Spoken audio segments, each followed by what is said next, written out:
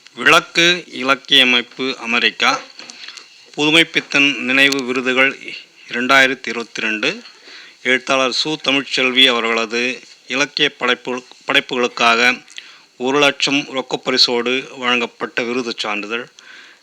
கைத்திட்டிருப்பது அமைப்பின் தலைவர் நா. கோபாலசாமி, செயலாளர் மு. சுந்தரமூர்த்தி. 2022ஆம் ஆண்டுக்கான விளக்கு விருது புனைவி பிரிவில் சு. தமிழ்ச்செல்வி அவர்களுக்கு வழங்கப்படுகிறது.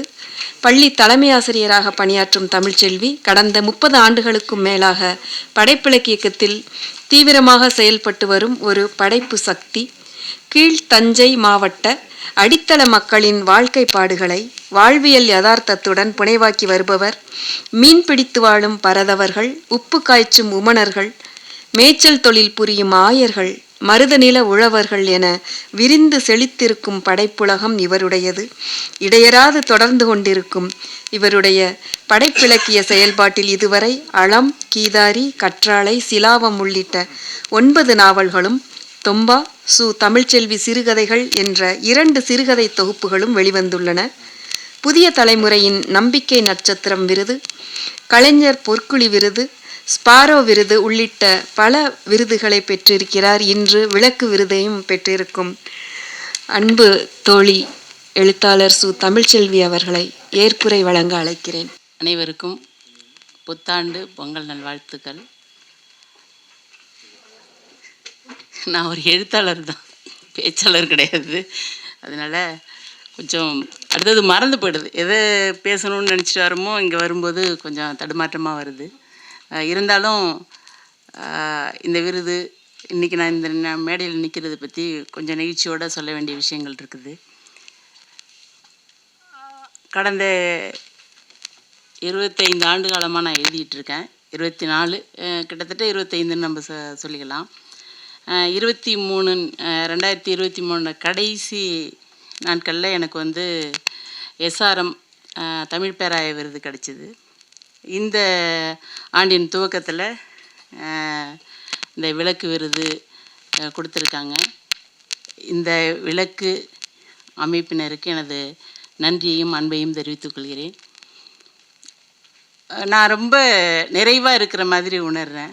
படைப்பு ரீதியாகவும் சரி, சொந்த வாழ்க்கையிலையும் சரி, குறையே ஒன்றும் இல்லை அப்படிங்கிற அளவுக்கு ரொம்ப நிறைவாக இருக்குது. அதே சமயம் போர்,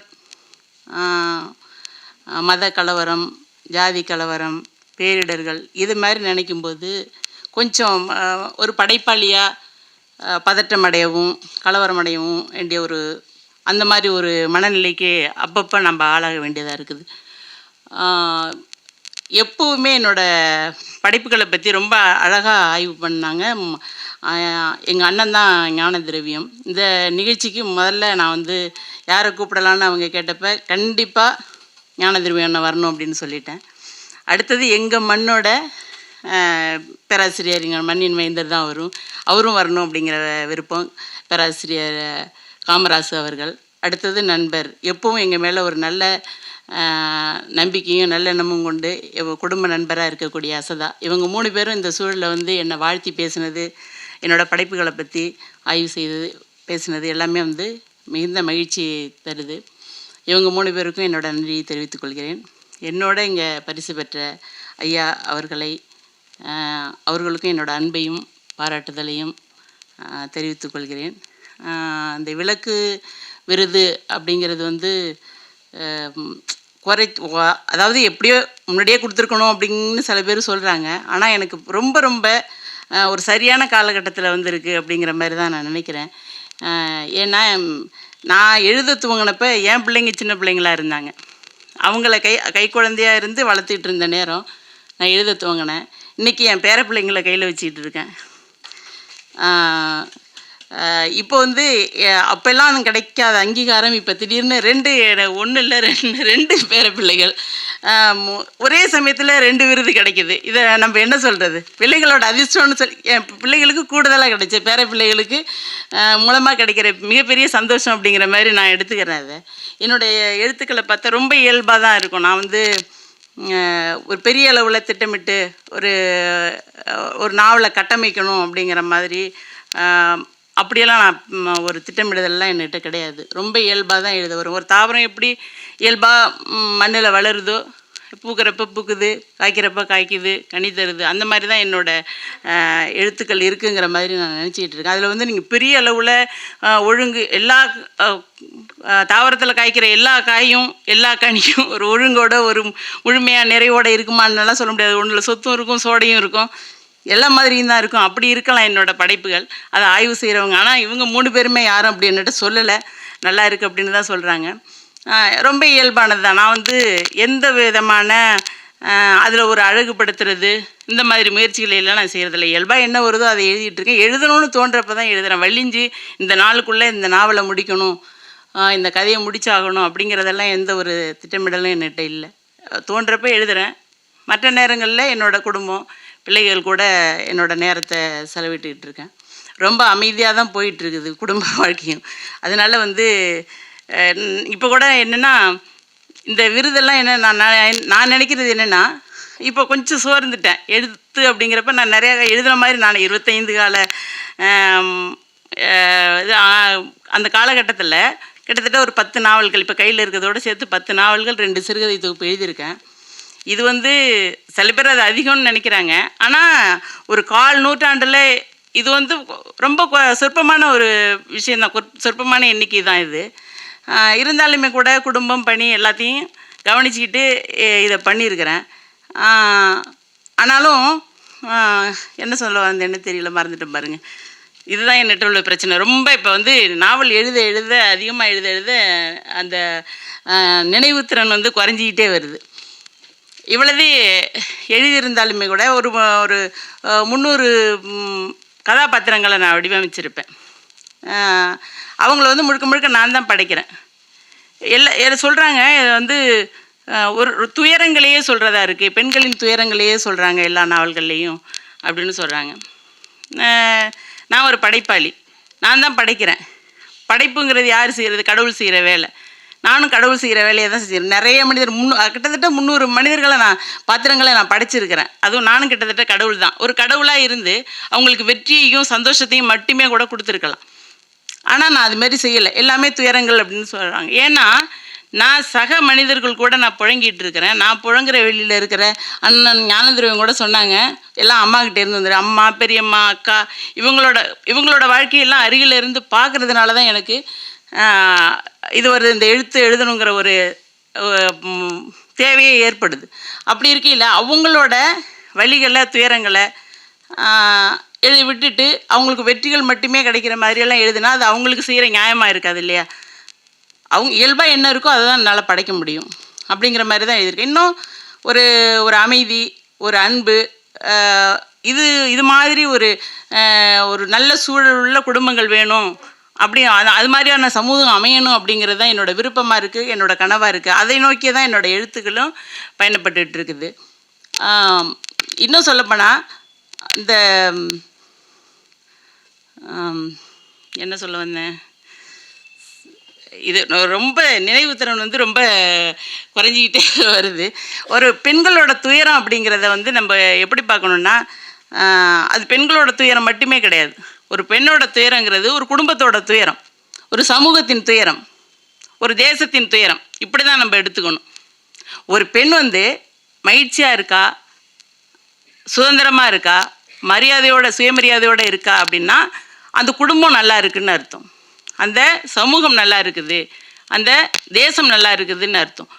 அப்போ இதெல்லாம் இல்லாதப்ப நீங்கள் யாரை பற்றி ஒரு பெண் தான் எழுதிக்கிட்டு இருக்கான்னு நினைக்க வேண்டாம். நம்ம எல்லாருமே அப்படி, இந்த சமூகமே இந்த தேசமே இப்படி தான் இருக்குது அப்படிங்கிறத பற்றி நம்ம யோசித்து வருத்தப்படணும். அது மட்டும் இல்லை, படிக்கிறவங்க அந்த பெண்ணோட ஒரு வழிகளை, வேதனைகளை எழுதும்போது அவங்களோட மனதில் ஒரு மெல்லிய ஒரு பதட்டமோ ஒரு அதிர்வோ ஏற்படுது. அந்த வேலையை என்னோடய நாவல்கள் வந்து கண்டிப்பாக செய்யுது அப்படின்னு தான் நினைக்கிறேன் நான். அந்த ஒரு சின்ன பதட்டம், அவங்க ஒரு சின்ன அதிர்வு அவங்க மனசில் ஏற்பட்டுச்சுன்னா அதுவே என்னோடய நாவல்களுக்கு என்னோடய எழுத்து கிடைச்ச வெற்றியாக நான் கருதுகிறேன். இந்த மாதிரி நிறைய விஷயங்கள் சொல்லலாம். அப்புறம் வந்து எழுத்தில் வந்து இன்னும் கொஞ்சம் நுட்பத்தை கையாளணும் அப்படிங்கிற மாதிரி விருப்பப்பட்டு சொன்னாங்க. இது ரொம்ப இயல்பாக நான் எழுதுறது தான். எந்த வர்ணனைகளும் என்கிட்ட கிடையாது. எந்த அணிகளும் ஆபரணம் எதுவுமே என்னோடய எழுத்துக்கு நான் வந்து செய்யலை. ரொம்ப இயல்பாக எழுதிட்டு போகிறேன். ஏன்னா என்னோடய எழுத்துக்கும் எனக்கும் ரொம்ப இடைவெளி கிடையாது. நான் எப்படி இருக்கிறேனோ அதுதான் என்னோடய எழுத்து. நான் என்ன சிந்திக்கிறேன், எப்படி நான் ஒவ்வொரு நாளும் நான் இயங்குகிறேன், எதை பற்றி நான் கனவு காண்றேன், எதுக்காக என்னோடய விருப்பம் என்ன, இதை தான் நான் என்னோடய எழுத்தில் நான் கொண்டுட்டு போகிறேன். என்னோடய விருப்பங்கள் எல்லாமே வந்து உண்மையாக இருக்குது, எழுத்தும் அது மாதிரி உண்மையாக இருக்குது. ஆனால் என்ன சொல்கிறாங்கன்னா, எழுத்தை வந்து ஒரு குறைந்தபட்ச அனுபவங்கள் இருந்தாலே போதும், அதை வச்சுக்கிட்டு எல்லா துறைகள்லேயும் தொழில்நுட்பம் வளர்ந்துருக்கிறது மாதிரி எழுத்து கற்பனை அதுலேயும் தொழில்நுட்பத்தை பயன்படுத்தி ஒரு பிரம்மாண்டமான ஒரு எழுத்து அப்படியெல்லாம் கட்டிடலாம், படிக்கிறவங்கள வந்து ஒன்று புகழ வைக்கலாம் அப்படிங்கிற மாதிரியெல்லாம் சொல்கிறாங்க. ஆனால் எனக்கு வந்து அது எனக்கு கை வரலையா அல்லது நான் அதை விரும்பலையா என்னென்னு தெரியலை. நான் அந்த மாதிரி எனக்கு என்ன இயல்பாக தோணுதோ அதை நான் எழுதிட்டு போகிறேன். இன்றைக்கும் நான் அதை தான் செய்கிறேன். என்னால் ஒரு நாள் உட்காந்து இதை முடிச்சிடணும் அப்படின்னு நான் ஒரு நாள் எழுதுனதே கிடையாது. எழுதணும்னு தோணுச்சுன்னா எழுதுகிறேன், இல்லைன்னா அடுத்தது என் வேலையை பார்த்துட்டு என் பிள்ளைங்களை பார்த்துட்டு போகிறேன். ஆனால் தொடர்ச்சியாக இந்த என்னை சுற்றி புழங்குற பெண்கள் மற்ற ஒரு நான் இப்போ எழுதும்போது எப்படின்னா அந்த எழுத்துக்குள்ளே யார் புழங்குற கதாபாத்திரங்களாகவே நான் மாறிடுவேன். இப்போ கீதாரி எடுத்துக்கிட்டால் நான் ஒரு ஆடு மேய்க்கிற பொண்ணு, ஆற்காட்டுத்துறை எடுத்துக்கிட்டால் நான் ஒரு மீனவ பெண், அதுமாரி மணிமேகலை இதில் எல்லாம் பார்த்திங்கன்னா அந்தந்த பெண்ணாகவே நான் மாறிடுறேன். பல இடங்களில் நான் ஆணாவும் கூட மாறிடுறேன். அப்படியே எந்த நேரமும் ராத்திரி பகல்னு கிடையாது, எந்த நேரத்துலேயும் அந்த கதாபாத்திரங்களோட ஆன்மா என் மனசுக்குள்ளே வந்து பூந்துக்கும். அவங்களாவே இந்த வெளிகளில் எல்லாம் நான் தெரிஞ்சிகிட்டு இருக்க மாதிரி இருக்கும். இது ஒரு அற்புதமான அனுபவம். அது அவங்களோட துயரங்கள் அவங்களோட வலிகளை நான் சுமக்கிறேன், அவங்களோட இன்பங்களை நான் அனுபவிக்கிறேன். இப்படி அனுபவித்து என்னோடய மனம் ஒரு கனிந்த நிலைக்கு போயிருக்கும். இது வந்து என்ன சொல்கிறது, இது ஒரு அற்புதமான அனுபவம். இந்த அனுபவத்தை வந்து இழக்கணுங்கிறதும் யாருமே விரும்ப மாட்டாங்க. அதை வந்து அந்த பரவசத்தை உணர்ந்தவங்க யாரும் அதை இழக்க விரும்ப மாட்டாங்க. இதுவும் கூட என்னை தொடர்ந்து எழுத வைக்கிறதுக்கான ஒரு தூண்டுதலாக இருக்குது. நம்ம வீட்டில் வந்து தோட்டத்தில் கத்திரி செடி போட்டிருப்போம், நல்லா செழித்து காய்க்கும், பூக்கும், காய்க்கும். அப்புறம் ஒரு கட்டத்துக்கு மேலே கட்டை செடி அப்படிமோ எல்லாம் இலையெல்லாம் உதிர்ந்துடும், அப்படியே கட்டையாக இருக்கும். அதை பெரும்பாலும் அதை அப்புறப்படுத்திட்டு அடுத்தது பண்ணுவாங்க.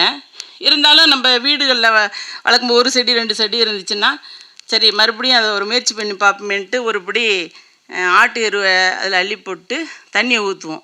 மறுபடியும் அது துளிர்த்து காய்க்கும், மறுபடியும் ஒரு போகம் அது காய்க்கிற மாதிரி வரும். இப்போ என்னோடய நிலைமையும் அப்படி தான். நான் வந்து பேரப்பிள்ளைகள் இவங்களெல்லாம் பார்த்துட்டு எழுத கொஞ்சம் அப்படியே இப்போ ரிலாக்ஸாக இருந்துக்கலாம் அப்படிங்கிற மாதிரி இருக்கிற சமயத்தில் அந்த எருவள்ளி போடுற மாதிரி இந்த விருதை தூக்கி கொடுத்துட்டாங்க என் கையில். இப்போ நான் அடுத்தது எழுதணும் அப்படிங்கிற, இப்போ மறுபடியும் அந்த செடி எப்படி உயிர் போட மறுபடியும் தழைச்சி காய்க்குமோ அது மாதிரி மறுபடியும் இந்த விருது இன்னும் 2-3 நாவல் எழுதுறதுக்கு காரணமாக இருக்கும்னு நினைக்கிறேன். மறுபடியும் யாராவது விருது கொடுத்தாங்கன்னா மறுபடியும் தொடர்ந்து எழுதலாம். ரொம்ப மகிழ்ச்சியாக இருக்குது இந்த தருணம். எனக்கு வந்து நிறைய பேசணுன்னு தான் நினச்சேன், ஆனால் கோர்வையாக பேச முடியலை.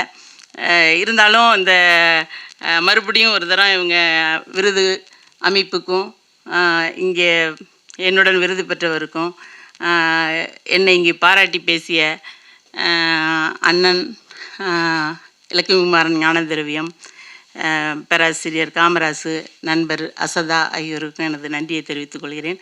இங்கே எல்லாரும் வந்து இந்த விழாவுக்கு மிகச்சிறிய கூட்டம் அப்படின்னு நம்ம நினைக்க வேண்டாம், நல்ல ஓரளவு நிறைவாக தான் இருக்கீங்க. உங்கள் நிறைந்த மனதோட இந்த பரிசை பெறும் வேளையில் உங்கள் அனைவருக்கும் எனது நன்றியை தெரிவித்துக்கொண்டு விடைபெறுகிறேன். நன்றி.